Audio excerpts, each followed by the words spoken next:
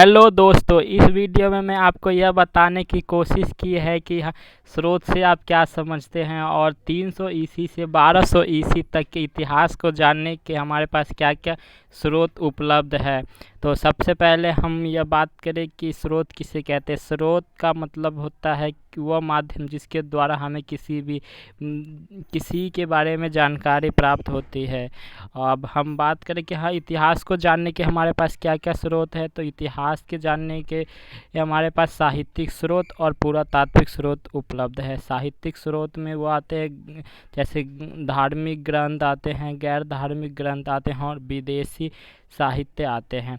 और धार्मिक ग्रंथ के बारे में बात करें तो धार्मिक ग्रंथ में पुराण, महाभारत, रामायण ये सब आ जाते हैं। और गैर धार्मिक में हमारे पास उपलब्ध है कालिदास की कृतियाँ, जो गुप्त काल के बारे में जानकारी देती है। और विदेशी साहित्य में हमें विदेश से जो यात्री आए थे वो अपना विचार लिखे थे, जैसे मेगास्थनीज ने लिखा था, चीनी यात्री ने लिखा था। ये विदेशी साहित्य है जिसने यहाँ भारत आए और भारत के राजाओं के बारे में लिखा। तो ये सब विदेशी साहित्य में आते हैं। और पुरातात्विक स्रोत में आते हैं अभिलेख, सिक्के और अन्य पुरातात्विक अवशेष। और अभिलेख की बात करें, अभिलेख वो होते हैं जो किसी भी वस्तु पे खुरेच के लिखा जाता है। ये अभिलेख होते हैं। हमें कई प्रकार के अभिलेख मिले हैं जिससे हमें गुप्त काल के बारे में, मौर्य काल के बारे में जानकारी मिली है।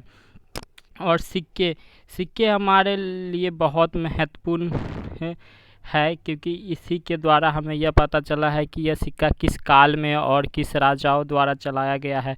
हमें गुप्त काल के कई सिक्के मिले हैं, मौर्य काल के मिले हैं और अन्य अवशेष में हमें यह जानकारी मिली 300 ईसी से 1200 ईसी में क्या क्या वो हुए थे। तो अन्य अवशेष भी हमारे लिए महत्वपूर्ण हैं। तो thank you for watching my video.